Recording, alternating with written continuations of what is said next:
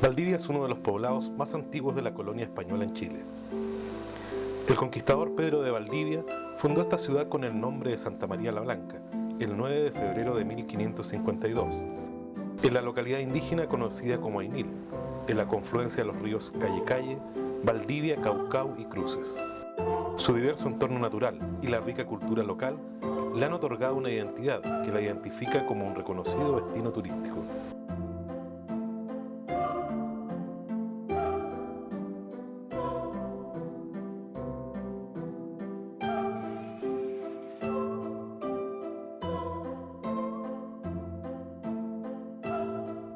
Uno de sus principales atractivos son las edificaciones coloniales del antiguo sistema de defensa de la Plaza de Valdivia. Cuentan con una arquitectura original de gran valor histórico y se les ha considerado para ser postuladas como Patrimonio de la Humanidad.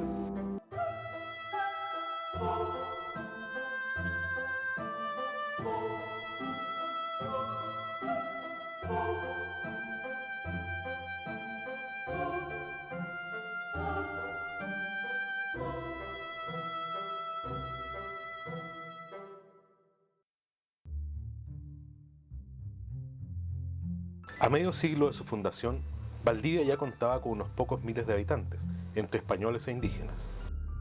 Su privilegiada ubicación geográfica aseguró a los conquistadores la explotación de valiosos recursos naturales. Valdivia siempre fue importante, que tenía grupos indígenas y además era la cabeza de una tierra adentro donde se buscaba y se lavaba oro. Se dice siempre que Valdivia, el padre Guarda también lo rescata muchísimo, es una de las pocas ciudades en Chile que nacen con carretera propia. Estamos hablando de un sistema fluvial. Esta primera etapa de Valdivia tendrá su punto cúlmine en un alzamiento indígena en el año 1599. Valdivia como ciudad desaparece, ¿no? Entonces, cuando luego este espacio es ocupado por una escuadra holandesa, en 1643, cuando el virreinato del Perú tiene conocimiento de esto, envía una fuerza expedicionaria para expulsar a los holandeses.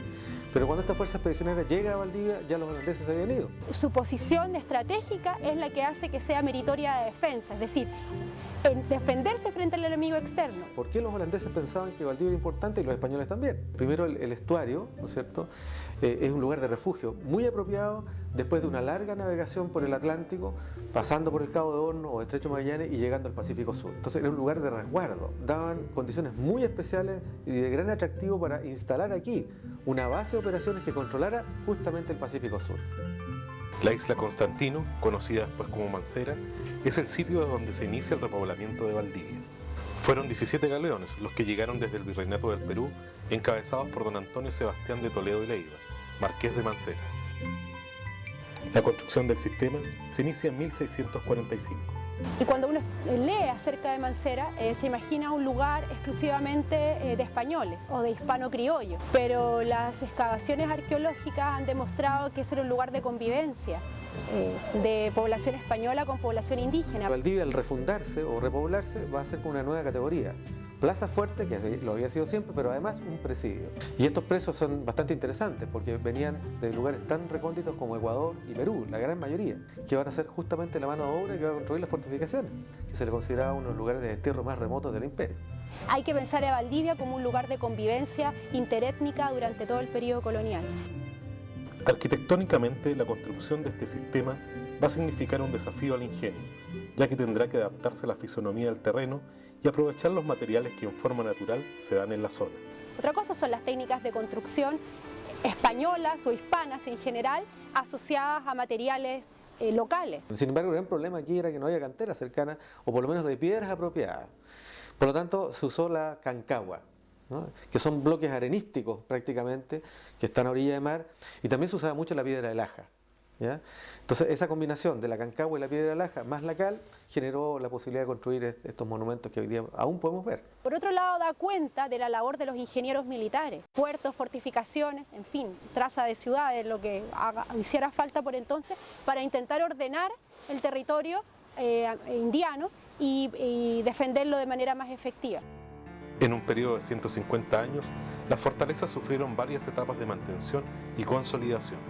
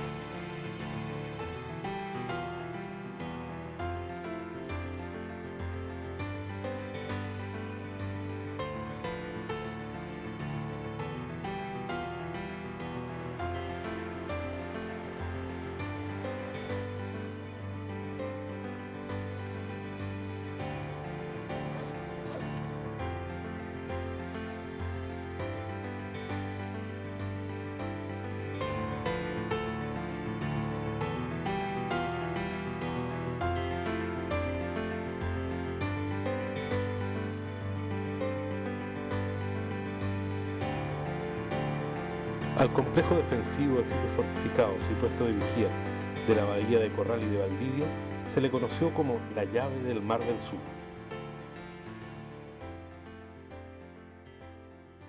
El prestigio que van a tener van a ser fundamentalmente a partir de los diarios de viaje, de las bitácoras de los marinos.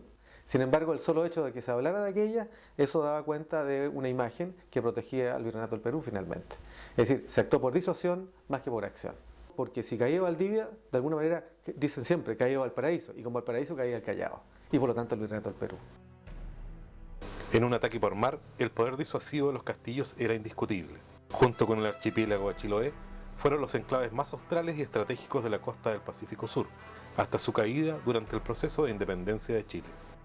La toma de Valdivia, que es el hecho particular en 1820, deja entrever un poco las debilidades que este sistema tenía. La llegada de estas escuadras permitió entonces hacer un ataque por sorpresa, engañando fundamentalmente a la guarnición local. Pero fueron sorprendidos por la escuadra nacional, toda vez que ésta le dio a entender que se trataba de barcos españoles y no de barcos que no fueran españoles.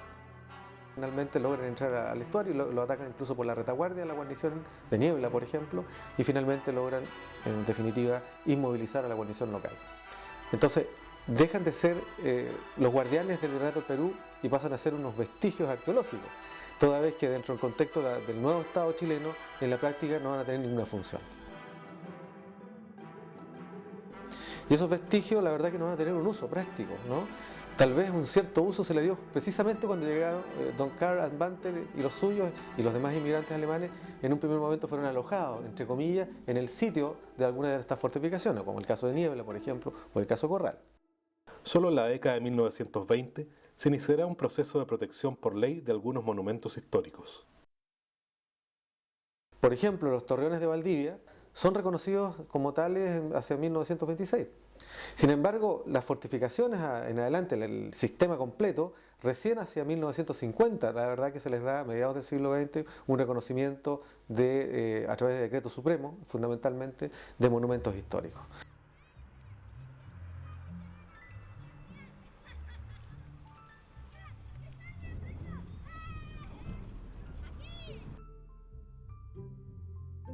Bien, el estudio ha concluido en que son muchas más, evidentemente los restos arqueológicos y las fortificaciones, hasta un total de 17, ¿no? Con algunos otros restos en el río Valdivia, en la propia ciudad de Valdivia, y bueno, pues es posible que aparezcan algunos más. Y que además este conjunto se puede convertir en un motor de desarrollo en la zona de primerísima categoría, ¿no?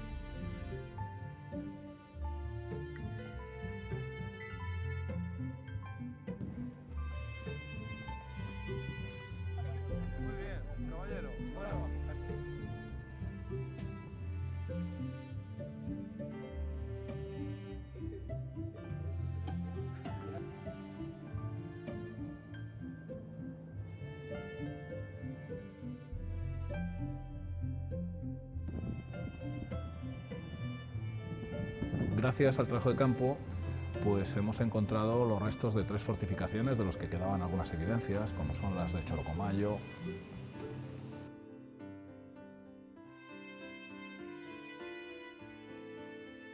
Carboneros y el Bolsón.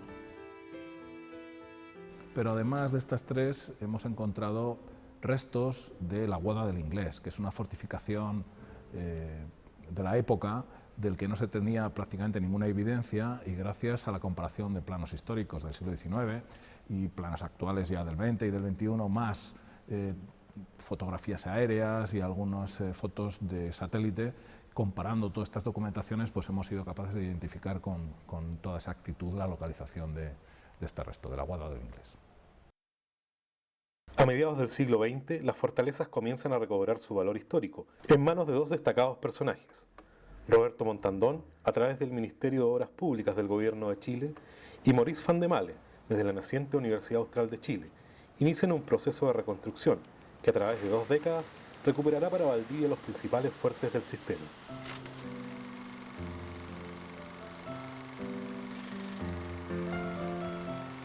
A todos los maestros le hacíamos un cursito primero de cómo trabajar una cantera, cómo sacar las piedras de la cantera, cómo perfilarlas, arreglarlas para ir poniéndolas una a una en los fuertes.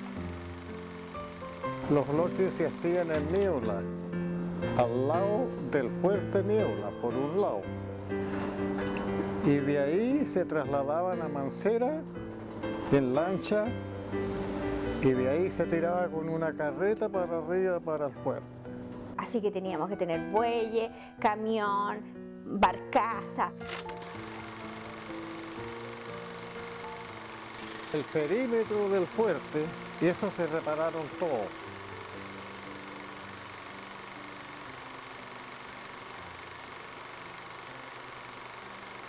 Las cortamos al milímetro para que vayan encajando perfectas. Y la garita que está ahí parada, esa estaba en el suelo, o que pararla, colocarla.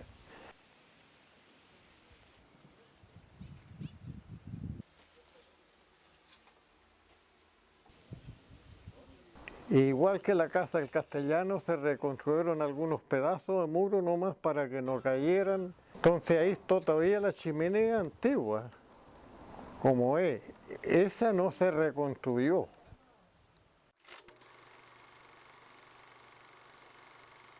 A la de entrada del fuerte se dejó un pedazo de muro que no estaba en malas condiciones. En Amargo estuvimos trabajando también en varios sectores donde incluso hay en este momento un sector que se desmoronó. Yo trabajé en Corral y trabajamos en Amargo. Teníamos gente, nosotros eran como 10. Era gente de ahí mismo, de los pescadores, gente de Niebla, incluso de aquí de Valdivia. Pero en todos esos fuertes quedó trabajo pendiente, que todavía están pendientes.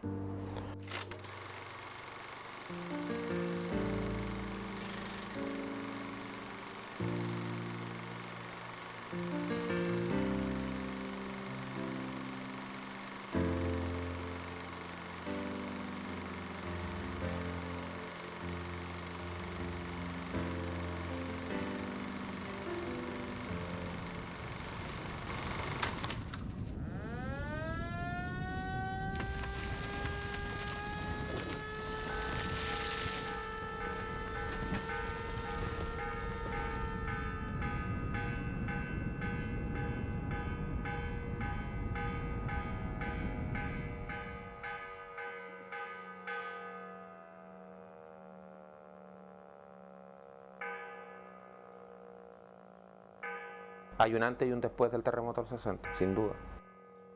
Lamentablemente, después del terremoto en años 60, toda la gente dieron la espalda al río y no se preocupaban más, incluso con un cierto susto. Pasado eso, yo creo que empiezan de a poco a nacer también el interés del público por conocer la ciudad y el estado en que habían quedado, primero como para saber qué había pasado, y luego esto se transformó como en un atractivo turístico.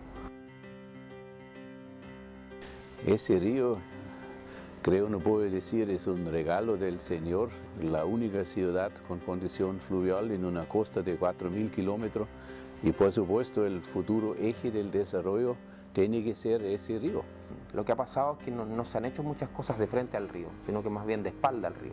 Y nosotros hace bastantes años ya que estamos promocionando para que esto se haga, todas las inversiones públicas y privadas vayan de frente al río, cosa que el desarrollo tanto de las rutas turísticas como del borde del río sean las que debería tener Valdivia como región y como capital regional. Hay cada vez más y más navegantes internacionales que quieren recorrer el mundo a visitar partes importantes, entretenidos. Todos necesitan un lugar para reabastecerse, para hacer mantención.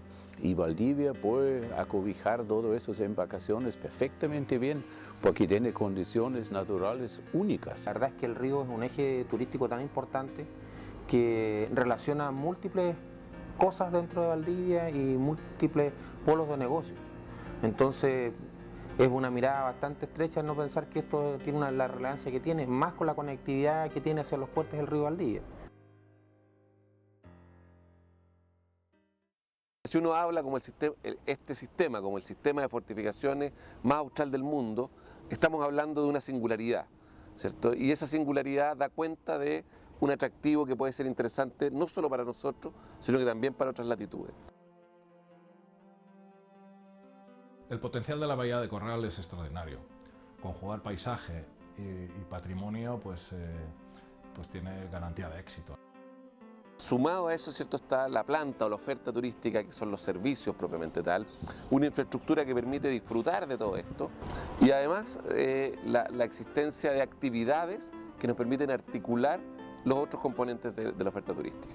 Desde el punto de vista del paisaje, desde el punto de vista del patrimonio, más la parte social, ¿no? Los propios habitantes de la zona, sus municipios, sus comunidades que se han implicado desde el principio en este proyecto, pues va a garantizar que este proyecto va a funcionar.